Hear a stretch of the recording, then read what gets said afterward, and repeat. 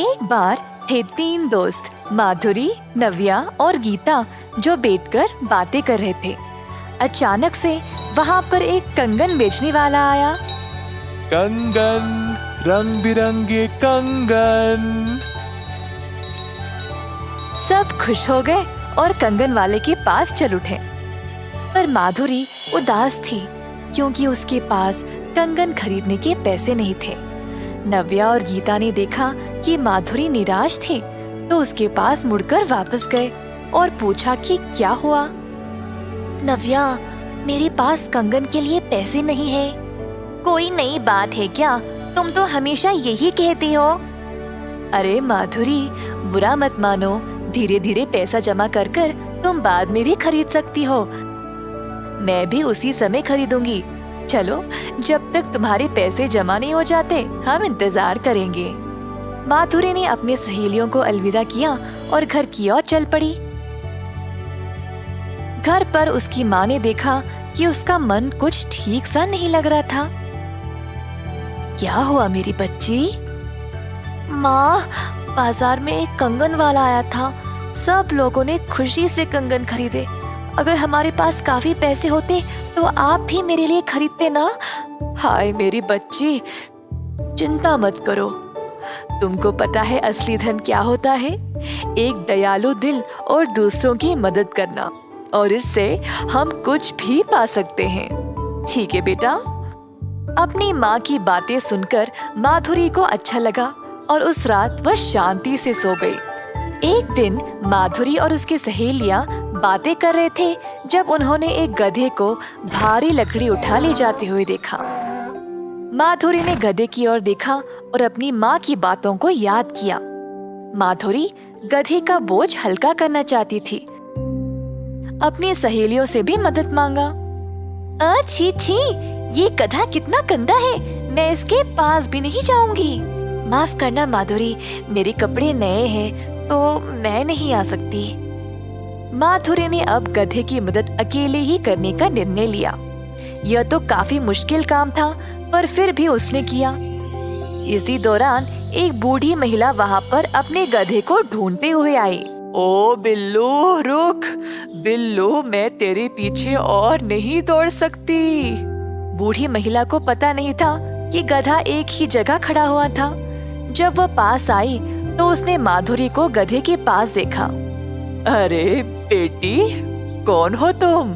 अम्मा जी, मैंने आपके गधे को अकेले इतना भार लेकर चलते हुए देखा तो बस मैंने थोड़ा सा बोझ हल्का कर दिया गधे की मदद करने के लिए। क्या तुमने अकेले इतना भार उठा लिया? वाह, तुम तो काफी बलवान बच्ची हो। क्या तुम मेरे घर आकर मेरी मदद करोगी? चलो, इस लकड़ी को साथ उठा ले चलते हैं। जरूर अम्मा जी। माधुरी बूढ़ी महिला के घर गई और उसकी मदद की। ठीक है अम्मा जी, अब मैं घर चलती हूँ। अलविदा। अरे लड़की, रुको तो सही। तुम बहुत प्यारी हो।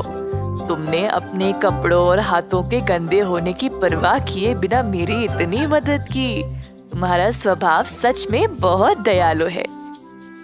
ये चक्की ले जाओ, मेरी तरफ से तुम्हारे लिए एक तोहफा। माधुरी को लगा कि यह चक्की रसोई में उसकी माँ को काम आएगी और खुशी से भेंट स्वीकार किया। प्यारी बच्ची, यह कोई साधारण चक्की नहीं है, ये जादुई चक्की है। इस चक्की से तुम कोई भी खाने की चीज पा सकते हो और केवल तुम ही इसको रुको रुको कहकर रोक सकती हो। की बातें सुनी और वहाँ से चली गई। घर जाकर अपनी माँ को सब कुछ बताया। माधुरी की माँ उत्सुक थी चक्की के जादू को देखने के लिए। गिरक कर बोली, ओ जादुई चक्की, हमें खाने के लिए चावल दे दो। ऐसा बोलते ही चक्की चलने लगी और उसमें से चावल के दाने निकलने लगे। दोनों माधुरी और उसकी माँ यह नजारा देखकर आश्चर्यचकित रह गए। चक्की चलती गई और सारा कमरा चावल से भर गया। माधुरी की माँ को अब फिक्र होने लगी। अरे माधुरी, हाय, अब हम इसको रोकेंगे कैसे? जी माँ, मुझे पता है इसको कैसे रोकना है। ओ जादुई चक्की, तूने काम किया सही, बस रुक जा अभी। ऐसा बोलते ही चक्की रुक गई। अरे बेटी, अब हम इतना चावल का क्या करेंगे? अरे हाँ, हम इसको बाजार में बेचकर पैसे कमाएंगे। तो दोनों गए बाजार और चावल को बेचकर अच्छा पैसा कमाया। कई दिनों तक उन्होंने चावल, अनाज, गेहूं सब बेचकर खूब धन कमाया। माधुरी की माँ ने माधुरी के लिए वो सारी चीजें लाई जो उसको चाहिए था। माधुरी की सहेलियां उसको नए कपड़े, सुनहरे कंगन, चमचमाते जूतों में देखकर हैरान ही रह गए। इस कहानी से हम ये सीखते हैं कि जब हम दूसरों की मदद दिल से करेंगे तो उसका इनाम कई गुण ज्यादा होकर वापस हमारे पास ही आता है।